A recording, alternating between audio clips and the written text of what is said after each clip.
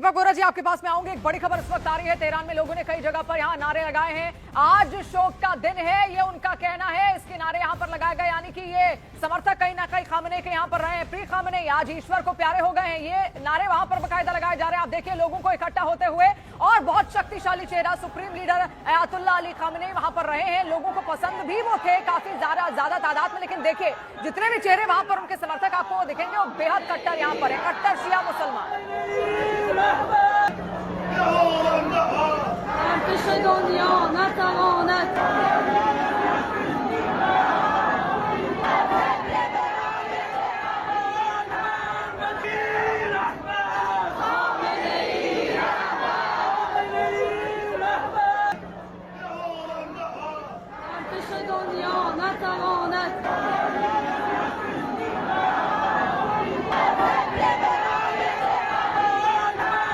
देखिए आप किस तरीके से वहां पर लोग इकट्ठा हो रहे हैं, मस्जिदों में जा रहे हैं, दुआएं पढ़ रहे हैं खामनेई के लिए, खामनेई के आत्मा की शांति के लिए। लेकिन क्योंकि ये नहीं चाहते थे किसी भी तरीके से खामनेई का खात्मा हो, और इसलिए खामनेई को छुपाने की तैयारी भी यहां पर थी। और इससे पहले जब अटकलें लग रही थी कि इजरायल कभी भी ईरान पर हमला कर सकता है, खामनेई को टारगेट कर सकता है, तो खबरें उस वक्त ये भी आई थी कि खामनेई मॉस्को जा सकते हैं, वो मॉस्को में सहारा ले सकते हैं, रूस में शरण ले सकते हैं। लेकिन ऐसा कुछ भी होता हुआ नहीं दिखा, क्योंकि अमेरिका की इंटेलिजेंस CIA काफी ज्यादा स्ट्रांग है और उससे बच पाना बहुत ज्यादा मुश्किल है। आप देखिए अमेरिका कमांड देता है और इजरायल उसके इशारे पर काम करता है। उसके बाद क्या हुआ ईरान का यह हाल आप देखिए पूरी तैयारी के साथ। अमेरिका और इजरायल ने ईरान में क्या हालात वहां पर बनाए हैं, पूरा ईरान इस वक्त तितर-बितर है, दो धड़ों में बट चुका है। कुछ खामनेई के खिलाफ यहां पर गए जो कि खुश बहुत ज्यादा आज नजर आ रहे हैं, और कुछ चेहरे यहां पर आप देखिए मातम मनाते हुए भी वहां पर नजर आ रहे हैं। और यही लगातार अब यहां पर अगर खामनेई के बेटे सत्ता में आते भी हैं तो उनके सामने एक चैलेंज भी है कि अब ईरान को वो जोड़ेंगे कैसे। जिन लोगों ने उनके पिता की खिलाफत यहां पर की, क्या वो उनकी खिलाफत नहीं करेंगे, क्या वो उनके खिलाफ नहीं जाएंगे?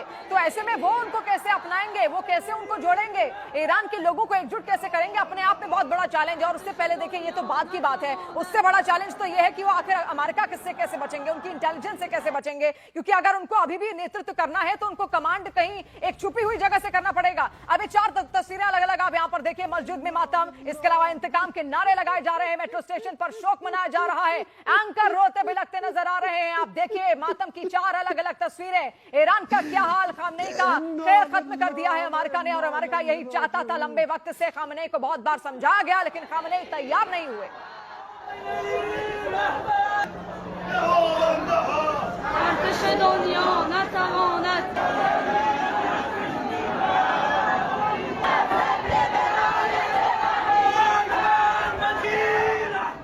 किस तरीके से वहां के एंकर भी फपक कर रोते हुए आपको दिख रहे हैं। ये तस्वीर भी हम आपको दिखाएंगे। वो खबर बता रहे थे कि खामनेई की मौत हो चुकी है, उसकी पुष्टि वो कर रहे थे, लेकिन तभी अचानक फपक कर रोते हुए वो नजर आए। आप सुनिए।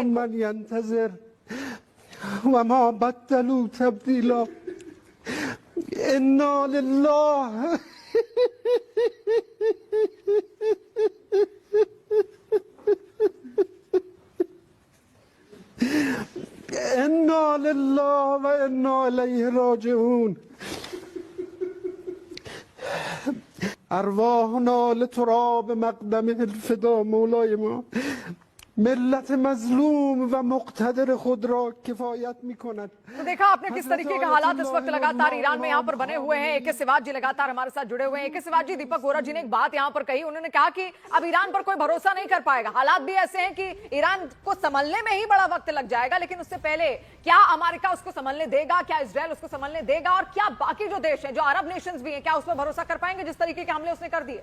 हाँ बिल्कुल, देखो सच्चाई है, ईरान ने अपने पैर पे खुद कुआड़ी मार दी कि जिस प्रकार से उसने पूरे अरब देश के ऊपर हमला करके वो उनसे भी दुश्मनी मोल ली। और दूसरी बात, आज जो ईरान अकेला खड़ा है उसके साथ कोई नहीं है, और ये सोचना कि रूस और चीन इसकी मदद करेंगे, जो मदद करनी थी वो कर दी। अब मुझे लगता नहीं कि कोई उसके खुल के आएगा।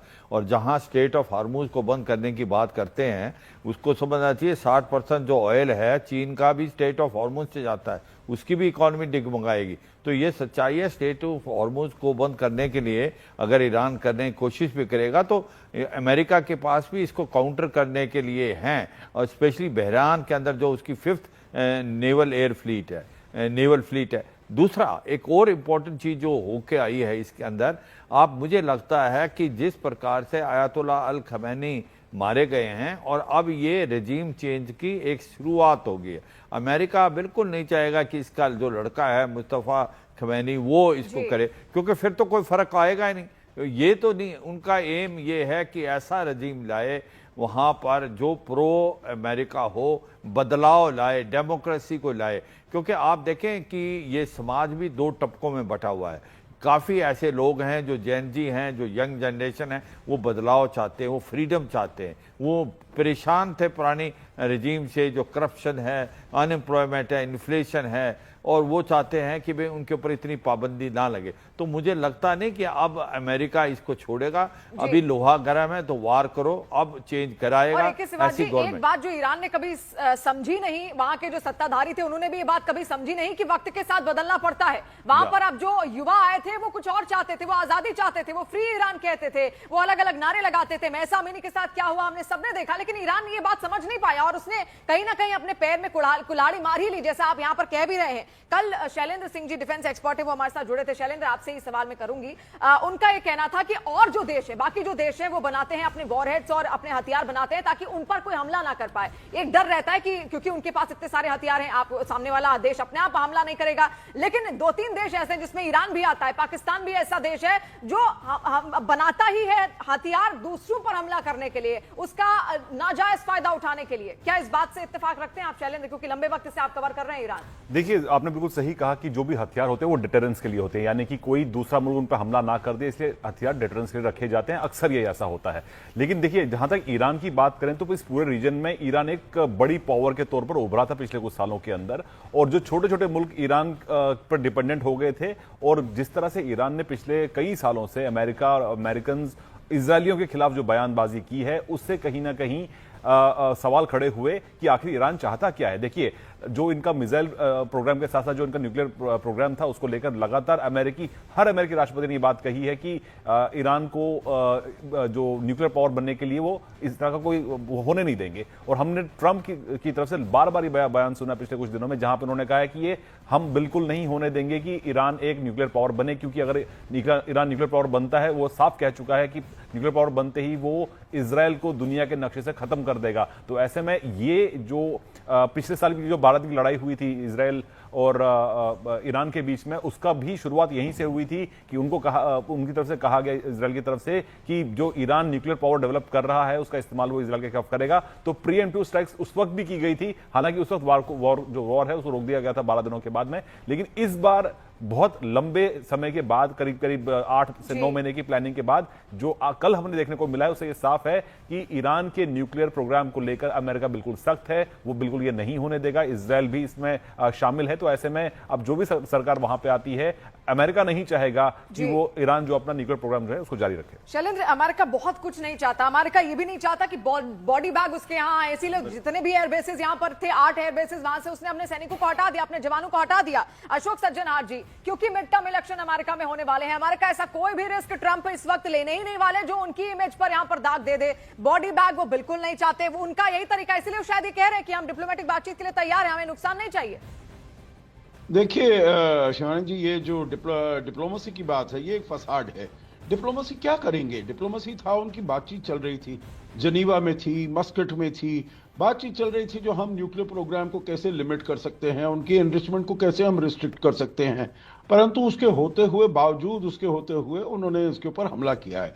डिप्लोमेसी वो नहीं चाहते हैं, वो अपनी मनमानी सत्ता चाहते हैं, जो उनका कहना माने, जो कहे, जो मैं ठीक है न्यूक्लियर वेपन में नहीं बनाऊंगा, मैं इसराइल के विरुद्ध नहीं कोई भी एक्शन लूंगा, मैं इसराइल को रिकॉग्नाइज करूंगा, और जो भी है ये तेल वगैरह है सब मैं एक्सपोर्ट करूंगा। और अमेरिका उस तेल के ऊपर भी, जैसे उसने वेनेजुएला के तेल के ऊपर वो हथियाया है, यहां पर भी वो चाहता है जो उसका कंट्रोल हो। देखिए, एक बात मैं और कहना चाहूंगा, ये अमेरिका ही नहीं चाहता जो वहां पर ईरान में न्यूक्लियर वेपन कैपेबिलिटी हो, जो वो न्यूक्लियर परमाणु अस्त्र बनाए।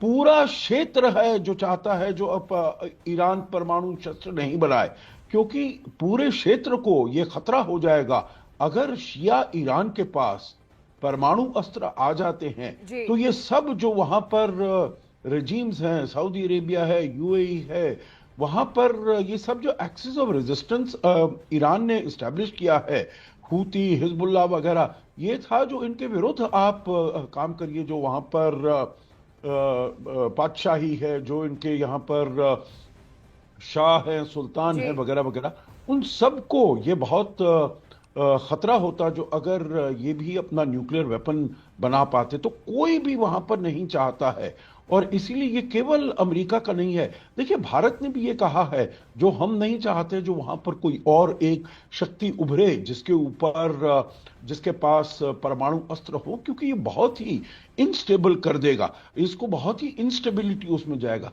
देखिए, दूसरी बात है, 47 साल के बाद करीब 40 साल तक ईरान एक पराया स्टेट था, एक बिल्कुल ही अलग थलग किया हुआ था। उसके संबंध सऊदी अरेबिया और यूनाइटेड अरब एमिरेट से अभी 3-4 साल पहले थोड़े बेहतर होने शुरू हुए थे। वो बातचीत करने लगे थे, स्ट्रेट में विजिट्स वगैरह होती थी। और ये जो अभी काम किया है ईरान ने, तो उसने फिर अपने संबंधों को इन सभी देशों के साथ पीछे धकेल दिया है। तो मैं समझता हूं ये ईरान के लिए बुरा वक्त आया है, और वहां पर अब किसी और इस्लामिक लीडरशिप को मेरे विचार से नहीं आने दिया जाएगा। जी